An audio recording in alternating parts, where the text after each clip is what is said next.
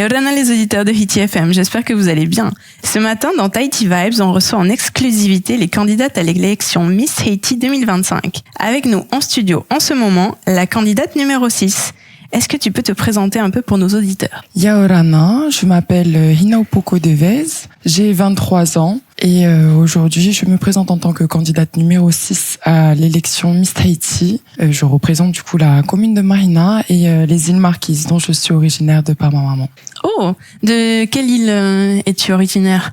Ma maman, elle vient de Wapo, donc le nord des îles Marquises. Coucou Wapo. Kawanui. Qu'est-ce qui t'a poussé cette année à te présenter à l'élection? Alors, il y a deux choses. D'une part, une volonté de moi-même de vouloir me dépasser, de vouloir un jour pouvoir inspirer, agir et contribuer à faire bouger, changer les choses, surtout à les faire évoluer. Donc, c'est un peu un rêve de petite fille, comme je le disais souvent dans les interviews. C'est une phrase que mon père me disait beaucoup quand j'étais jeune. Un jour, tu changeras le monde. Bon, je pense qu'il visait plus président, mais ça m'intéressait pas. Du coup, moi, j'ai choisi de changer les choses à ma façon et d'ajouter ma pierre à l'édifice à ma façon en me lançant dans ce concours. Et en même temps, cette opportunité, voilà, ça a été poussé par ma famille aussi, mon entourage, qui voyait ce potentiel en moi. Et moi, j'en prenais pas directement conscience. Puis après, je me suis dit, à ma façon, je peux changer les choses en essayant justement de me lancer dans un concours où je me dépasse, où je me surpasse, où peut-être un jour, je pourrais avoir la chance de pouvoir moi aussi contribuer. Et puis d'avoir la visibilité de pouvoir ensuite... le pouvoir de pouvoir changer les choses, quoi. C'est super. Dis-moi, est-ce que tu as fait des études en particulier? Alors, j'ai fait un bac scientifique en France. À la suite du bac scientifique, j'ai fait des études de droit. Après, je me suis réorientée parce que le droit, c'était pas forcément ce qui me plaisait. J'ai fait des études de psychologie aussi. Ça me plaisait vraiment.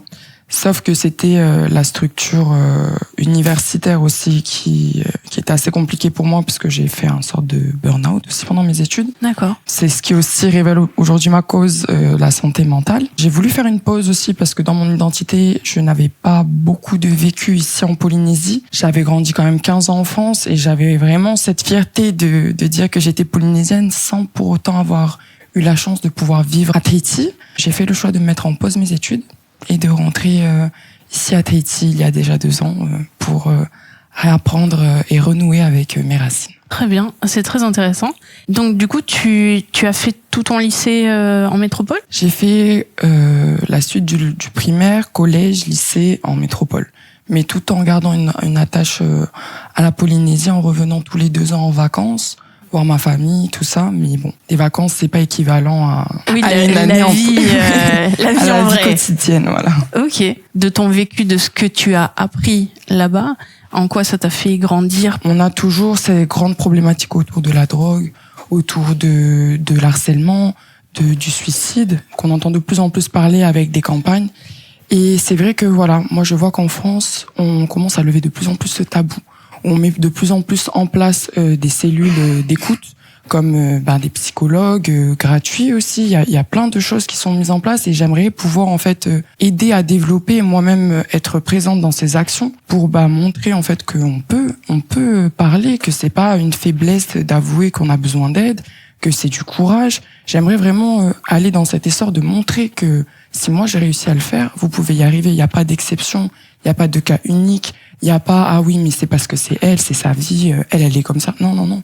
Ça touche tout le monde. Il suffit de vouloir changer les choses. Il suffit de vouloir justement porter un message.